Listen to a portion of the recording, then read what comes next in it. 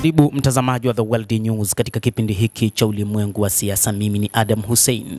Katika mashambulizi yaliyofanyika siku ya leo yaliyofanywa kati ya Marekani na Israel dhidi ya Jamhuri ya Kiislamu ya Iran, milipuko kadhaa imeripotiwa kusikika katika mji mkuu wa Tehran na katika miji mingine kadhaa nchini Iran, huku taarifa zikieleza kuwa maeneo nyeti ya serikali na kijeshi yameshambuliwa, ikiwa ni pamoja na ofisi ya kiongozi mkuu wa Iran Ayatollah Khamenei imeripotiwa kushambuliwa.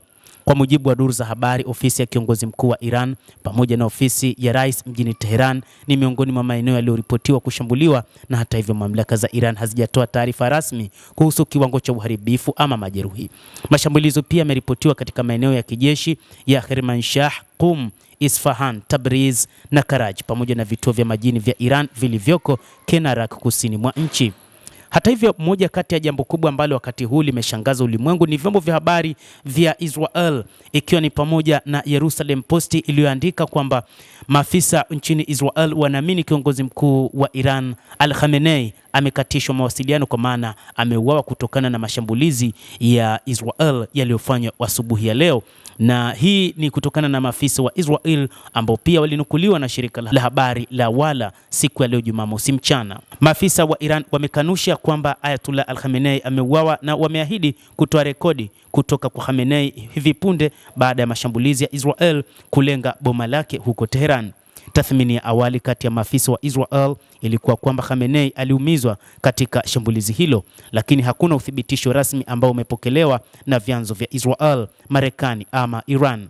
Mashambulizi hayo yametokea wakati Israel na Marekani zilipoanzisha mashambulizi dhidi ya Iran, huku vyombo vya habari vya Iran vikiripoti milipuko iliyosikika katika miji ya Tehran, Qom na kwingineko katika nchi ya Iran. Duru za Israel zinasema mapema Jumamosi mashambulizi dhidi ya Jamhuri ya Kiislamu ya Iran yaliwaua pia makamanda kadhaa wakuu wa kijeshi na walinzi wa mapinduzi ya Kiislamu ya Iran IRGC na maafisa wa kisiasa wa utawala wa Kiislamu. Baraza la usalama la Iran liliwaagiza wakazi wa Tehran pamoja na miji mingine mikuu kusalia katika maeneo salama na yaliyohifadhiwa hadi ilani nyingine.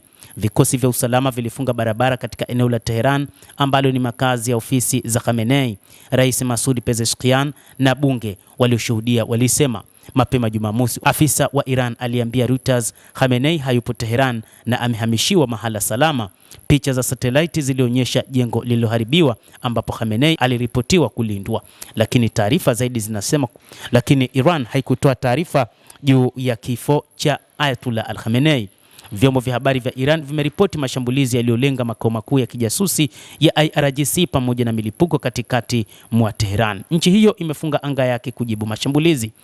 Afisa mmoja wa Marekani pia aliambia shirika la habari la Reuters kwamba mashambulizi ya Marekani nchini Iran yanaendelea na kuongezeka kuwa mashambulizi dhidi ya Iran yanatekelezwa kwa njia ya anga na baharini. Hata hivyo, kwa upande wa Iran nao pia wameendelea kufanya mashambulizi katika maeneo mbalimbali, ikiwa ni pamoja na Jerusalem, lakini na mataifa mengine ambayo ni washirika wa Marekani ambayo yana ngome za kijeshi za Marekani.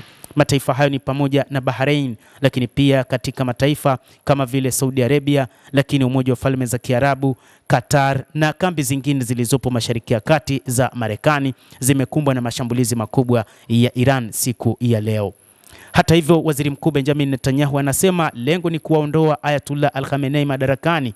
Waziri Mkuu Netanyahu wa Israel alitoa taarifa na kusema kuwa lengo la operesheni yao hiyo inayowashirikisha Israel na Marekani ni kuondoa utawala wa Ayatollah Al-Khamenei.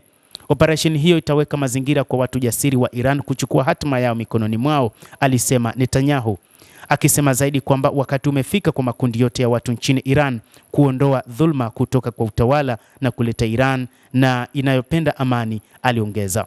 Mkuu wa IDF Luteni Jenerali Eyal Zamir na makamanda wengine wanafanya tathmini ya hali, jeshi lilisema, na kuongeza kuwa jeshi la wanahewa la Israel linaendelea na mashambulizi dhidi ya Jamhuri ya Kiislamu ya Iran. Hii ni pamoja na mashambulizi ya anga dhidi ya shabaha kadhaa za kijeshi zinazomilikiwa na utawala wa Iran magharibi mwa taifa hilo. Afisa wa kijeshi wa Israel alisema kuwa IDF ililenga wafanyakazi muhimu ambao ni sehemu ya mpango wa Iran kuiangamiza Israel.